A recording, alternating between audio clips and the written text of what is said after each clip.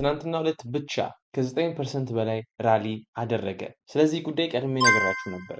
ዩቲዩብ ቻናሌ ላይ ወይም በዚህ ቲክቶክ ቻናሌ ላይ ገብታችሁ ብትመለከቱ ከ7 ቀን በፊት ፖስት ባደረኩላችሁ ቪዲዮ ቢትኮይን ኤርሊ ማርች ራሊ ይኖራል ብዬ አስቀድሜ ነግሬያችሁ ነበር። እዛ ቪዲዮ ላይ ገብታችሁ ደግሞ ያለውን ብትመለከቱ እዚህ ጋር እንደምታዩት ቢትኮይን ወደዚህ ወደ 74,000 የዶናልድ ትራምፕ ታሪፍ ወር ወደ ነበረበት ሰፖርት አሁን ደግሞ ሬዚስተንስ ሆኖ አክት ያደርጋል ብዬ አስቀድሜ ነግሬያችሁ ነበረ።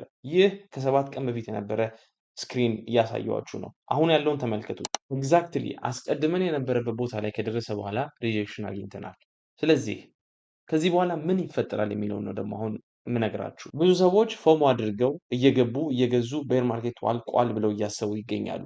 ይህ በጣም ሚስሊድ የሚያደርግ ኢንፎርሜሽን ነው። ቤር ማርኬቱ ስቲል ኢንታክት ነው። ያለው ነገር እየተፈጠረ ነው። ይህንንም ያልንበት ዋነኛው ምክንያት የነበረው ቢትኮይን በብዛት በሱ ታሪክ ላይ ኤርሊ ማርች ላይ ራሊ አሁን ከላይ በላይ የምትመለከቱት የቢትኮይን ሚድ ተርም ይርስ ወይም ቤር ማርኬት ይር ቱ ዴት አርኦአይ ወይም ሪተርን ኦን ኢንቨስትመንት ነው። ይህንን ተመልክቼ ነበር። ይህንን ቀድሜ ለእናንተ መናገር የቻልኩት የነበረው እዚህ ጋር እንደምታዩት መጀመሪያ አካባቢ ላይ ወደ ላይ ከፍ ብሎ ፖፕ አፕ እናደርጋለን። ከዛ በኋላ ግን ፌብሩዋሪ ላይ ሎዎችን ፎርም ማድረግ እንጀምራለን። በፒንክ የምትመለከቱት የአሁኑ የ2026 ነው። በቢጫ የምትመለከቱት ደግሞ አቨሬጁ የቤር ማርኬቶችን አድርገን ስንመለከተው ነው። አንድ ነገር ኖቲስ ታደርጋላችሁ። አሁን ያለንበት ስቴጅ ላይ ኤርሊ ማርች ላይ ራሊ እናገኛለን። ነገር ግን ሴል ኦፍ አግኝተን ወደ ኤፕሪል እና ወደ ሜይ ወር ላይ መሄዳችን እንደዛም መቀጠላችን የማይቀር ነገር ነው ብዬ ነው ኤክስፔክት የማደርገው። በዚህ ጉዳይ ላይ ቀጣይ ምን ይፈጠራል የሚለውን በደንብ ዲስከስ ያደረኩበት የዩቲዩብ ቪዲዮ አሁን ዩቲዩብ ቻናል ላይ ወጥቷል።